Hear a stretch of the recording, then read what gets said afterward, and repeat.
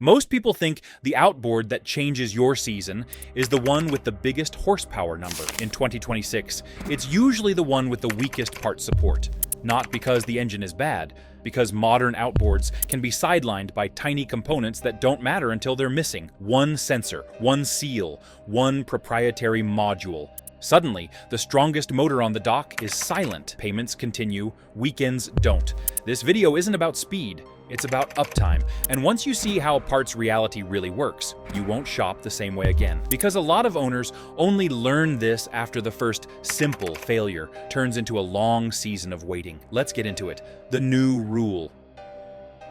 The brochure world is built on horsepower. The real world is built on time. Time on the water, time in the shop, time spent waiting on a box that was supposed to arrive any day now. That is why the new rule is uncomfortable. The best engine is not always the most powerful one. It is the most supportable one. If you have ever stood at the back of a boat and listened to an engine run perfectly, you know how easy it is to trust it. It sounds strong. It feels smooth. It feels like certainty. But certainty is not what breaks seasons. Seasons break when the engine needs one specific part that only one specific pipeline can provide. In older setups, many problems were mechanical and visible. You could hear a bearing. You could smell fuel. You could see a leak. Modern outboards are different. They can be healthy in every way that you can see, and still shut down because the computer does not like what a sensor reported for half a second. Sometimes it is protecting the engine. Sometimes it is protecting itself from liability. Either way, you are drifting or you are crawling home, and you are suddenly thinking less about horsepower and more about support. The harsh truth is that horsepower is easy to buy. Uptime is harder to buy because uptime is not a feature. It is a system. It is inventory. It is training. It is shipping. It is dealer priority. It is the hidden world behind the glossy world. And once you understand that, you start hearing certain phrases differently. Advanced starts sounding like special. Exclusive starts sounding like single source. Next generation starts sounding like new parts that are not everywhere yet. And that leads to the first domino, the one that looks small until it drops the whole line, the $40 part. There is a specific kind of failure that hits like betrayal because it does not match the price tag. An engine can cost more than a car and still be taken out by something that costs less than a dinner. The part itself is not the story. The weight is the story. A sensor can fail quietly. Not dramatic, not cinematic, just wrong enough to trigger protection logic. A seal can weep just enough to trip a warning. A connector can corrode just enough to confuse a reading. And because the engine is built to protect itself, it makes a decision you do not get to vote on. Reduce power, limit revolutions per minute, enter guardian mode, end the day. What owners often say afterward is not, "My engine blew up." They say, "It just would not run right." And that sentence is more dangerous than an explosion because it sounds like a small issue. It sounds like something that will be fixed quickly. But the repair process is rarely just one step. First comes diagnosis, then comes confirmation. Then comes the order, then comes the waiting, then comes installation, then comes testing, then comes the next thing that only shows up after the first thing is fixed. You can do everything correctly and still lose weeks. And here is the part that most people do not realize until they are already in it. One missing part can lock up the entire repair. The shop can have the tools, the technician can have the training, the engine can be otherwise healthy. None of that matters if the part is not available, so the question becomes less romantic and more practical. Not how powerful is this engine, but how fast can it be put back into service when something small goes wrong. A parts pipeline can look strong online, yet local shelves tell truth. Here is what stocking habits reveal about common platforms versus rare systems. The shelf that got smaller. The parts shelf used to feel like certainty. Rows of boxes, bins of small items, the sense that common problems had common solutions. In 2026, a lot of that certainty has thinned out. And not always because anyone is doing something wrong. Sometimes it is just economics. Parts inventory costs money to carry. It costs money to store. It costs money to insure. It costs money to manage. And when money gets tighter, shelves get leaner. Shops prioritize what moves. They stock what they know they will use. They take fewer risks on parts that might sit for a year. This is where platform size becomes a quiet form of safety. The more common an engine family is, the more likely it is that shops have the pieces that fail most often. Not because the engine is flawless, but because it is common enough that the fixes are part of routine life. On the other side are engines that are brilliant but uncommon. Low-volume models, short-run generations, special systems that do not share parts with the rest of the lineup. When those engines need something, it often becomes a special order, and special order in peak season can feel like a slow-motion disaster. There is also a second layer that never shows up in casual conversations: allocation. Some parts flow faster to some places than others. Some shops get priority because they move more units or handle more warranty work. Some owners do not realize that they are not just buying an engine, they are buying a position in a network. At that point, the purchase stops at neither transom nor spec sheet. It becomes membership in a dealer ecosystem where access, tools, allocation decide turnaround, the network you actually bought. A lot of people shop engines as if the purchase ends at the transom. They compare horsepower, weight, fuel economy claims, maybe noise. They assume service is service. Parts are parts, and any shop can handle it. In 2026, that assumption is risky. When an engine is deeply electronic, the dealer is not just a mechanic. The dealer is access. Access to diagnostic software, access to proprietary tools, access to technical bulletins, access to the parts pipeline, access to the people who can approve certain warranty decisions, access to experience. Even if two engines are equally reliable, the experience of owning them can be wildly different based on how strong the local network is. Some owners have a shop that knows the engine family like a second language. Others have a shop that is learning on the job, ordering parts one by one, waiting for guidance, waiting for approvals, waiting for the next shipment. This is why certain engines get reputations that sound emotional, but are actually logistical. That engine is a nightmare. Sometimes what they mean is not that the engine fails more, but that when it does fail, the resolution path is slower. And there is another uncomfortable detail.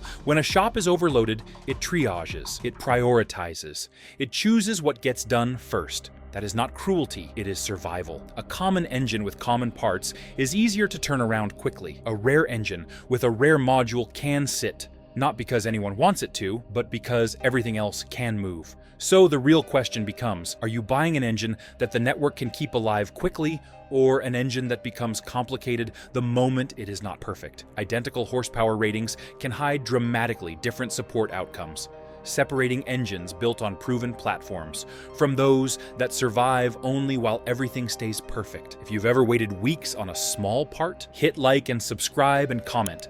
What was the part, and how long did you wait? The stories in here help everyone buy smarter. The platform versus the unicorn. Two engines can share the same horsepower rating and still live in different universes. One is a platform engine. The other is a unicorn engine. A platform engine is not necessarily boring. It can be powerful, smooth, and modern, but it is built on a family that has been around long enough to be understood. The parts are shared across years. The wear items are common. The failure patterns are known. The technicians have seen the same faults before. The fixes are not mysteries. The supply chain has momentum. A unicorn engine is often exciting. It might be a first-year redesign, a limited run technology, a special integration, a unique gear case, or a feature package that is not widely shared. The unicorn can be incredible when it is healthy. It can also be fragile in a different way. Not mechanically fragile, but logistically fragile. Because when the unicorn needs something specific, there may be fewer substitutes. There may be fewer used parts floating around. There may be fewer cross-compatible components. There may be fewer technicians who have done that exact repair more than once. Owners of unicorn engines often describe the experience in a way that sounds like superstition. It is amazing as long as it behaves. That is not superstition. That is someone sensing the shape of the support system behind the engine. And the hardest part is that unicorn engines often sell well, because they are impressive on paper. They feel like the future. They feel like the smart choice. But future sometimes means new problems with new parts. Platform strength matters most in electronics. Sensors feed modules. Modules follow software rules. A single data glitch can cut power, so support depth becomes the real metric, the electronics triangle. Modern outboards are not just engines. They are engines plus computers plus networks. The triangle is simple: sensors, modules, and software. Sensors tell the engine what is happening. Modules decide what to do about it. Software sets the rules. When the triangle is healthy, the engine feels brilliant. It starts instantly. It idles clean. It sips fuel. It protects itself. It warns you early. It feels like progress. When the triangle is not healthy, the engine can behave like it is haunted. Fault codes that come and go. Warnings that vanish, power that drops and returns, a problem that refuses to repeat when the technician is watching. And this is where owners start losing time, because intermittent problems are time killers. They are the most expensive kind of small issue. The repair path often becomes a process of elimination. Swap a sensor, update software, inspect wiring, replace a module, test again. Sometimes the fix is obvious, sometimes it is not, and every step can require parts that are not generic. This is where the support question becomes sharper. It is not just, do they have parts? It is, do they have the right parts for the specific fault pattern of this engine family? It is also, do they have technicians who know how to isolate the fault without swapping half the system? And there is an even quieter truth. Software itself becomes a form of dependency. Updates can solve issues. Updates can also create new behavior. When your engine's personality can change with a download, you are no longer only maintaining metal, you are maintaining logic. None of this is a reason to fear modern engines. It is a reason to choose modern engines with strong support. And if you are wondering how to judge support without guessing, there is a set of questions that does it better than any horsepower chart. The questions that reveal the truth. Most people ask the wrong questions at the counter because they are trying to sound knowledgeable. They ask about top speed, they ask about fuel economy, they ask about warranty length. Those are not bad questions. They just do not expose the thing that decides your season. The questions that matter sound almost boring, and that is why they work. Ask what parts they keep in stock for that engine family. Not in theory, but in reality. Ask what the most common failures are and how long the parts usually take. Ask whether the engine shares wear items across multiple years and models. Ask how many of those engines they service regularly. Ask how many trained technicians they have for that brand. Ask how backed up they get during peak season. You do not need to accuse anyone. You do not need to sound dramatic. You are simply trying to understand whether your future repair will be a routine week or a long wait. Another question that changes everything is, if this engine goes into protection mode, what are the most common triggers? That question forces a real conversation about sensors, cooling, fuel delivery, and the kinds of faults that stop your day even when nothing catastrophic is happening. And then there is one question that feels almost rude, but it is pure reality. If I need a proprietary module, how long have you seen people wait recently? You will not always get an exact answer, but the tone of the answer tells you what you need to know. Because the best support system does not hide. It speaks calmly. It has patterns. It has confidence. Support confidence changes the backup conversation. A small auxiliary outboard becomes insurance, keeping control, keeping plans alive, reducing pressure to run a sick main engine, the underdog that saves seasons. The surprise in all of this is that the most valuable engine on a lot of boats is not the biggest one. It is the one that keeps the day from dying. A small auxiliary outboard, the kind many people dismiss as an afterthought, can be the difference between an inconvenience and a disaster. Not because it is fast, because it is simple, because it is supportable, because it turns a worst-case scenario into a manageable one. When the main engine is limited by a fault, an auxiliary can get you home. It can keep you moving while you wait for parts. It can let you fish, cruise, or work without sitting in silence. And the psychological impact is bigger than people admit. When you know you can still move, you make better decisions. You do not panic. You do not push a sick engine. You do not turn a small problem into a big one. Dealers often recommend auxiliary setups in a way that sounds casual. They might call it peace of mind. What they are really saying is that modern complexity has created new failure shapes, and a simple backup is a direct counter to that. The reason this works in 2026 is that smaller engines often live in a world of common parts and straightforward repairs. Not always, but often. Their failures are easier to diagnose. Their components are less specialized. Their support needs are smaller. And here's the twist. Sometimes that boring small engine creates more real performance than a horsepower upgrade because it converts downtime into time on the water. Resale is a prediction market. Buyers imagine a fault code, a shop visit, a a long wait. If that future feels slow, the price drops fast. Resale is a part story. People like to pretend resale is about brand reputation, and sometimes it is. But in 2026, resale is increasingly about perceived downtime risk. A buyer does not just see an engine, they see a future service path. They imagine a fault code, they imagine a shop, they imagine a wait, they imagine a summer slipping away. And if the engine family has a reputation for slow parts or complicated repairs, the buyer builds that fear into the price. This is why engines with strong support can hold value even if they are not the flashiest. Buyers pay for predictability. They pay for a known platform. They pay for a service network that feels thick, not thin. On the other side, an 𝐉𝐨𝐬𝐧 engine can be impressive and still take a resale hit because it feels risky, not because it fails constantly, but because the consequences of a small failure are unknown. When buyers do not know what happens if a module goes out, they assume the worst. They assume weeks. They assume expensive.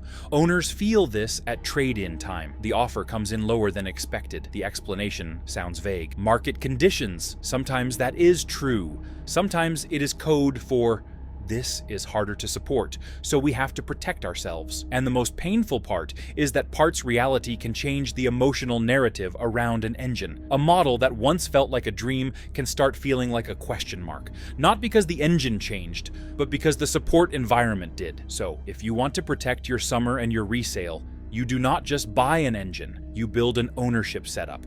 And the smartest setups look boring on the surface because they are built around reliability of supply, building a summer-proof setup.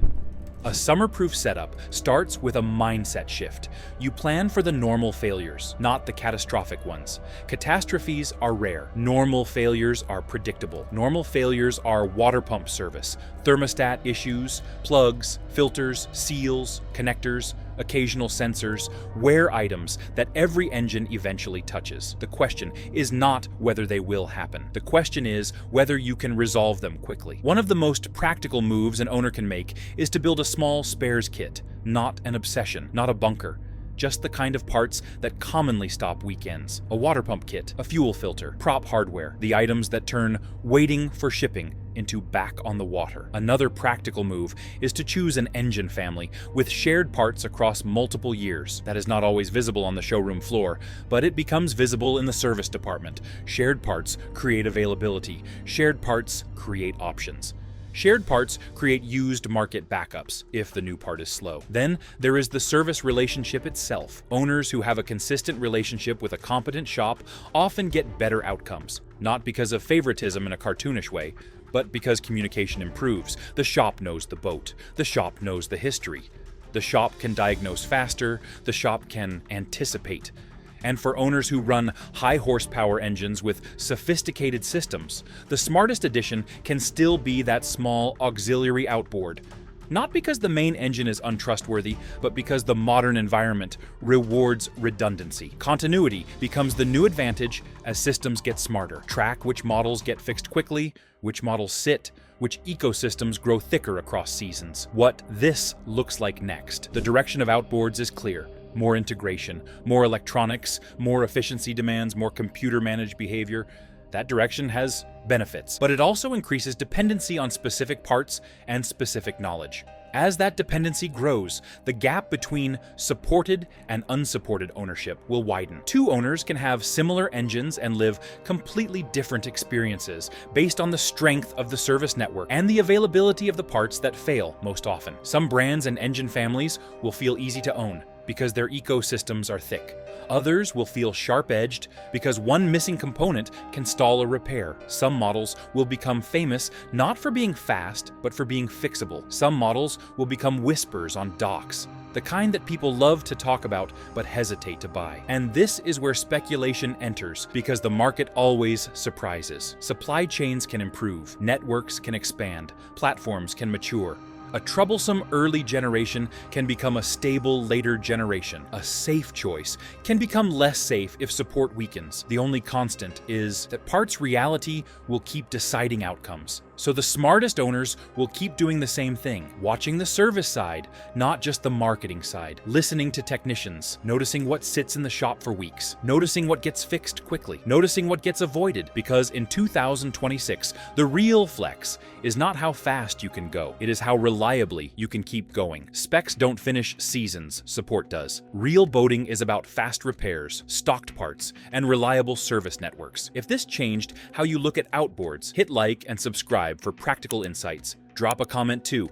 Horsepower on paper or uptime on the water?